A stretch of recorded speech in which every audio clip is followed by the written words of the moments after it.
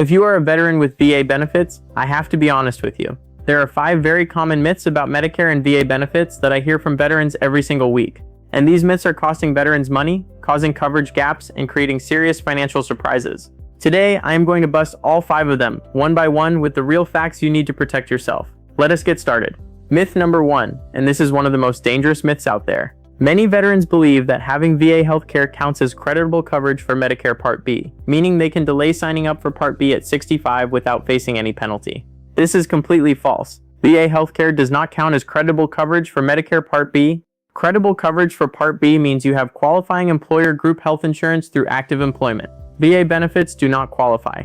If you delay enrolling in Medicare Part B at 65 because you think your VA coverage protects you, and then later decide you want Part B, you will face a 10% permanent premium penalty for every 12 months you delayed. That penalty lasts for the rest of your life. A veteran who delays Part B for 3 years could pay 30% more every single month forever. Do not make this mistake.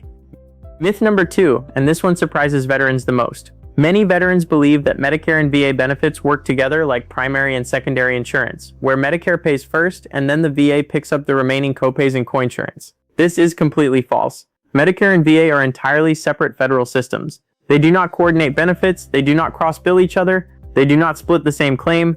Here is how it actually works. You use your VA card at a VA facility for VA care. You use your Medicare card at a civilian doctor or hospital for Medicare-covered care, one or the other, not both on the same visit. Medicare will not cover your VA copayments, and the VA will not pay your Medicare deductibles or coinsurance at civilian providers. They are 2 completely separate lanes on a highway, they never merge.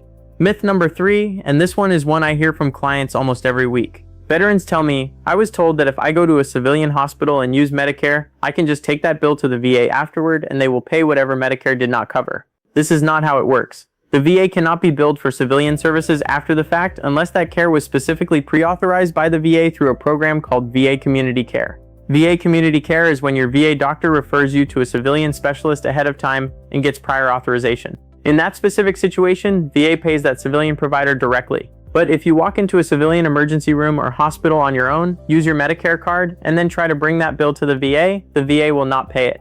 You are responsible for your Medicare cost sharing. This myth causes tremendous financial shock for veterans who find out the hard way. Myth number 4. If I have the VA, I do not need Medicare at 65. This myth comes from a place that makes sense. The VA provides excellent care, but it misses some critical realities. First, VA care is limited to VA facilities. If you need care and no VA facility is nearby, or if your VA facility does not have the specialist you need, Medicare gives you access to civilian providers anywhere in the country. Second, VA benefits can change. Congress controls VA funding. Priority groups can change. Eligibility rules can shift. Medicare is a federal entitlement guaranteed by law. It cannot be taken away based on budget decisions. Third, if you need emergency care at a civilian facility away from home, Medicare covers it. VA coverage for emergency care at non-VA facilities is limited and often requires VA authorization after the fact. Fourth, delaying Part B means facing a permanent penalty when you eventually do want it. Most veterans are far better off enrolling in Medicare at 65 and having both systems working in their favor. Myth number 5, the VA covers my prescriptions wherever I fill them. This is not accurate. VA pharmacy benefits cover drugs that are prescribed and dispensed directly through the VA pharmacy system. VA-approved drugs at VA pharmacy locations. If you take a prescription from your civilian doctor to a retail pharmacy like CVS or Walgreens, the VA will not cover that. You are responsible for the full cost unless you have Medicare Part D or another drug plan. Now the good news, VA pharmacy copays are very low. $0 to $11 per 30-day fill-in current rates, capped at $700 per year, and VA drug coverage is considered creditable coverage for Medicare Part D, meaning you can delay Part D without penalty as long as you have VA drug coverage. But the key is, your VA drug benefit only works if you use the VA pharmacy system for VA prescribed medications. Now here is a critically important distinction that clears up a lot of confusion. The myth that VA acts as secondary insurance for Medicare, that is false for regular VA health benefits. But for 2 other programs it works very differently. TRICARE for life, for military retirees who serve 20 or more years, does act as secondary insurance after Medicare. Medicare pays first. TRICARE for life pays most or all of the remaining Medicare cost sharing, often leaving you with 0 out of pocket.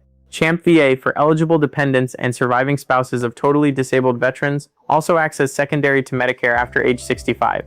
CHAMPVA pays after Medicare covers its portion. So if someone told you that a VA-related program acts as secondary insurance, they may have been talking about TRICARE for Life or CHAMPVA, not regular VA health benefits. These are completely different programs.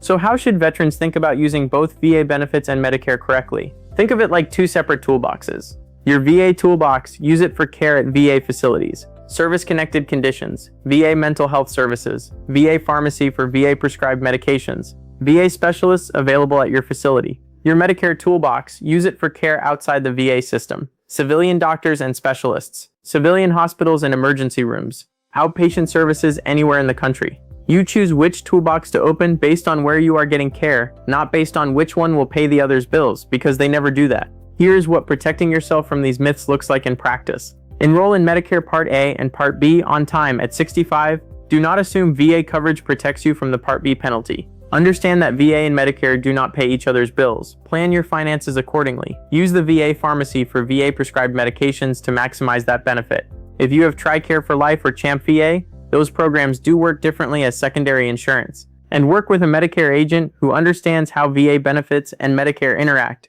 because this combination is more complex than most agents realize.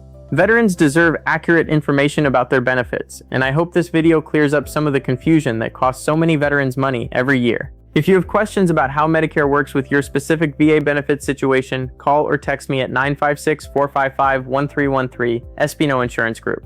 I specialize in helping veterans navigate this exact combination and make the right Medicare decisions for their situation. The consultation is completely free.